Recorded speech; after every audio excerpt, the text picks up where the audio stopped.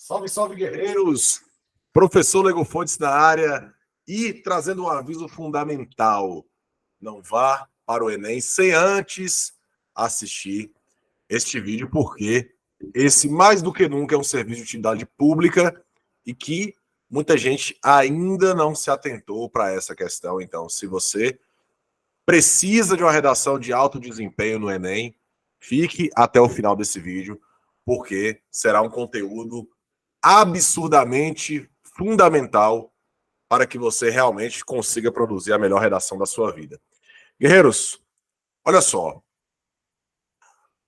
O INEP traz, como vocês já sabem, 5 competências de correção, e essas 5 competências estão distribuídas dentro daquilo que a instituição espera de um parâmetro de redação de alto desempenho. Isso aí vocês já sabem.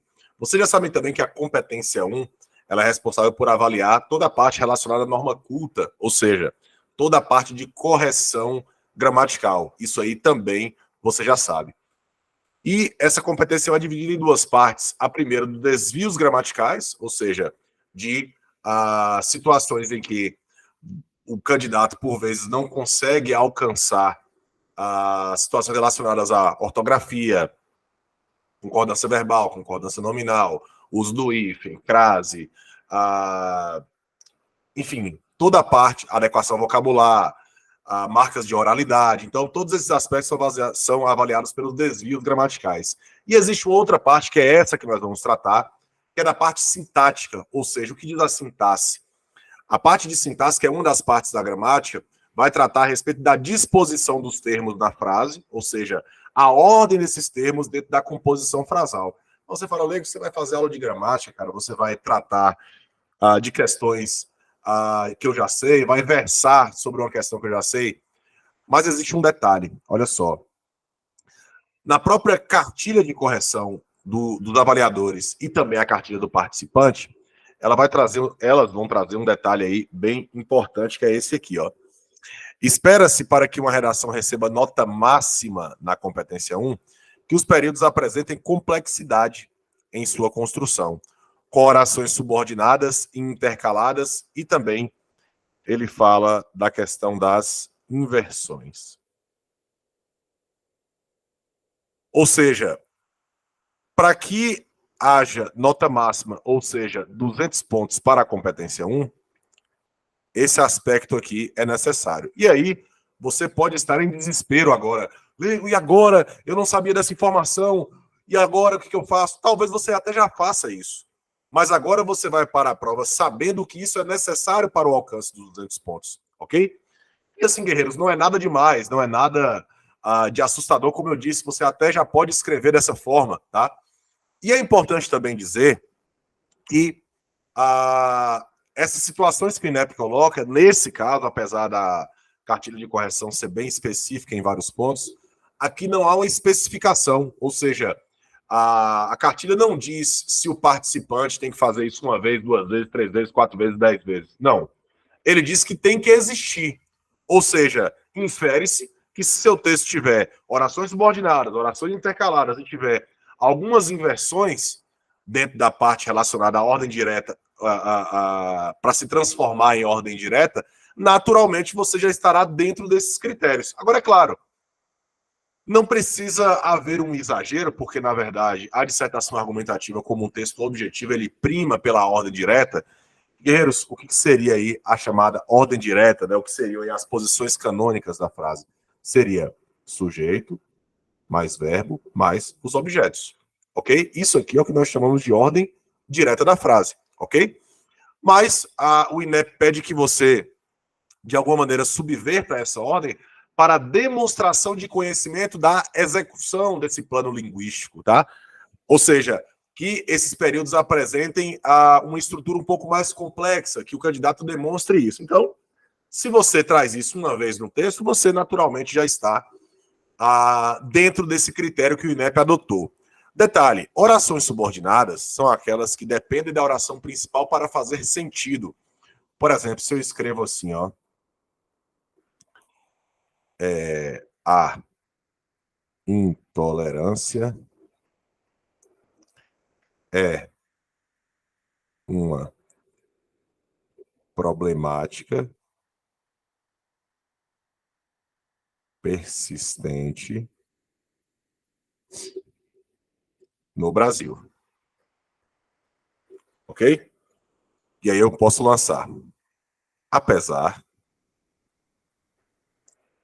dos avanços legislativos. Guerreiros, reparem. Apesar dos avanços legislativos, é considerada.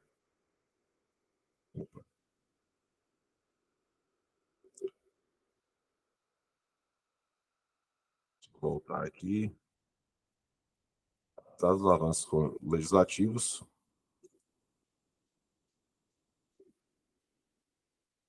conquistados nas últimas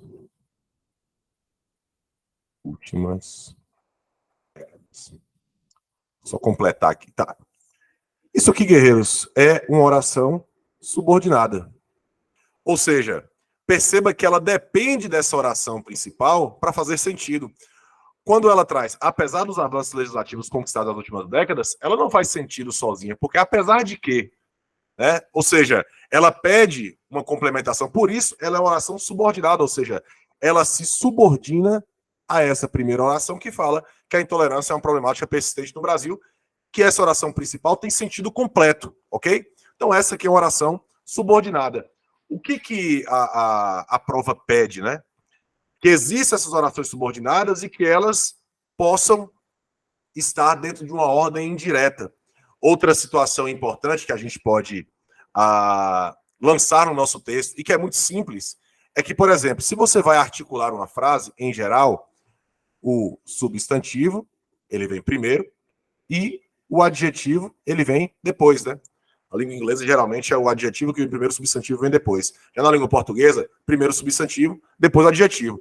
Quando se fala de inversões, ou seja, o adjetivo vem primeiro e o substantivo vem depois. Inclusive, eu até trouxe aqui esse exemplo para a gente entender a materialização disso. Ademais, aqui é um desenvolvimento 2, né? Só para deixar marcado, que é um D2. Ademais, é nítido a dificuldade de promover um verdadeiro reconhecimento, olha só. Se fosse na ordem direta, seria o quê? Reconhecimento verdadeiro. Aqui é um verdadeiro reconhecimento. E a valorização das comunidades tradicionais ascende à medida que as raízes preconceituosas são mantidas. Perceba que aqui já está na ordem direta, olha. Raízes preconceituosas. Primeiro o substantivo, depois o adjetivo. Então, lá fala de inversões. Aqui eu já inverti a ordem direta. Ou seja, primeiro substantivo, depois adjetivo. Então, primeiro adjetivo, depois substantivo. Lembrando, não precisa ser assim o tempo inteiro, mas é para demonstrar que você tem condição de articular das duas formas. Perceba aqui, ó, apresentem complexidade, ok? De fato, com base nos estudos da filósofa Sueli Carneiro, é perceptível a existência de um epistemicídio brasileiro na sociedade atual.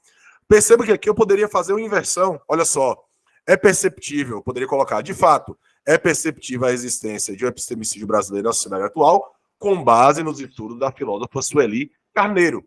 Ou seja, perceba que a primeira frase, essa frase aqui essa oração, perdão, é a oração principal, essa é a oração subordinada e ela está numa posição invertida, ok?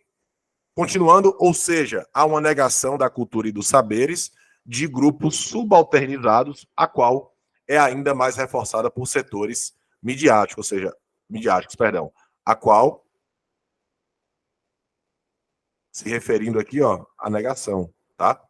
Em outras palavras, apesar da complexidade de cultura dos povos tradicionais, o Brasil assume contornos monoculturais. Aqui, guerreiros, falta uma letrinha, tá? Uma vez que inferioriza e sepulta os saberes de tais grupos, cujas relações e produções, baseadas na relação harmônica da natureza, destoam do mundo ocidental capitalista e elitista. Guerreiros, olha que detalhe importante esse aqui, ó. Perceba que a oração que ela está invertida de novo. Olha só. Apesar da complexidade de cultura e saber dos povos tradicionais, o Brasil assume contornos monoculturais. Ou seja, está numa posição em que a oração subordinada está numa posição inicial e depois a oração principal. Na verdade, seria assim, em outras palavras, o Brasil assume contornos monoculturais, apesar da complexidade de cultura dos povos tradicionais. Ou seja, perceba que o candidato ele inverte a ordem que seria corrente, a ordem natural, ou seja, agregando, atingindo aquele critério que o INEP determina que seja esse ideal para que se alcance os 200 pontos da competência 1. Ou seja, as orações subordinadas, elas existem, elas estão invertidas, ou seja, há uma inversão aqui, tá? Justamente com o objetivo de fazer com que haja o atendimento desse critério, ok? E aí, se você me perguntar, Guerreiro, o que são orações intercaladas? Guerreiros, orações intercaladas são aquelas que, em geral, vêm no meio da oração, ok? Para fazer uma observação, para acrescentar uma informação, tá?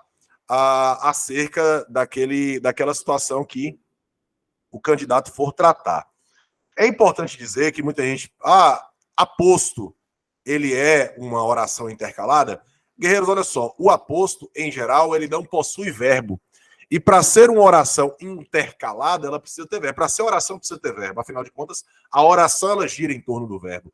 Então, para que seja, né, considerada uma oração intercalada, é preciso existir o verbo, tá? Eu vou até colocar aqui um destaque para a gente conseguir atender essa ideia de oração intercalada. Eu salvei aqui uma outra parte, só para a gente... Talvez um dia apareça aqui, vamos ver.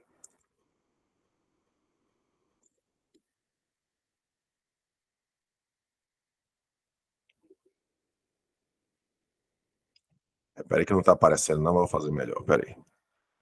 Deixa eu só... Pronto, agora vai aparecer. Pronto, agora sim. E olha só, isso aqui é um parágrafo de conclusão, tá? Parágrafo de conclusão. Perceba que logo de cara aqui você já vê uma conjunção conclusiva deslocada, né? Então ele está entre vírgulas, e uma das marcas da oração intercalada é justamente estar entre vírgulas, entre travessões, entre parênteses, tá? Então perceba aqui, ó. Parará, a parte que me interessa é essa. Para reverter esse quadro, é preciso que o Poder Executivo, por intermédio do Ministério da Saúde, faça, em conjunto com os familiares do doente, a promoção e o incentivo ao tratamento psicológico, tá? Então aqui, ó, faça em conjunto com os familiares do doente, tá? Então nós temos aqui, tá? Entre vírgulas, mas não é considerada oração intercalada porque não há articulação verbal. Isso deve ocorrer por meio da contratação de psicólogos e da criação de projetos, como Cada Vida Conta, aqui sim, que valorizem a sobrevivência, ou seja, aqui é uma oração intercalada, tá? Ou seja, que valorize, né, o verbo valorizar. Então, percebam que aqui nós temos oração intercalada, aqui nós temos o travessão, né, já que vai tratar a respeito desse detalhamento, e aqui é considerado um detalhamento para competência 5, né, para a proposta de intervenção. Então, nesse caso aqui, já temos uma intervenção completa, a fim de oferecer consultas com preços populares e alertar a população da importância de cuidar da saúde mental. Então, o que nós temos aqui, portanto, é uma oração intercalada. Detalhe, ele colocou os travessões aqui, porque sugere-se, né, que quando houver um momento do texto em que haja muitas vírgulas, você pode substituir por travessões sem nenhum problema. Então, nesse caso aqui, percebam que nós temos uma oração intercalada, ok? Que está no meio dessa sentença e que, de fato, vai trazer aí um acréscimo de uma informação a mais a respeito daquele referente anterior. Então, guerreiros, perceba que, por vezes, você até já deve escrever dessa forma, né? Você, pelo costume, né, quem já treina bastante, mas é claro que é importante saber dessa informação porque você tem a plena consciência de que você tem que fazer isso, tá? Para alcançar os 200 pontos, e que, aliás, não é fácil alcançar 200 pontos na competência 1, mas é algo bem possível, desde que você siga esse passo a passo e perceba que não é nada tão complexo quanto alguns podem pensar. Importante dizer que o INEP não especifica quantas inversões, quantas orações subordinadas e quantas orações intercaladas devem existir no texto. Mas, se você fizer aí, pelo menos, se o seu texto possuir ao menos uma articulação de oração subordinada, ao menos uma inversão e ao menos uma oração intercalada, você já alcance aquilo que o INEP deseja, que é o quê? Essa demonstração de conhecimento acerca de toda essa parte linguística dessa articulação. Beleza? Se você curtiu esse conteúdo foi importante para você, curta, comente, compartilhe com a geral. Isso aqui é serviço de utilidade pública. Vamos sempre para cima deles.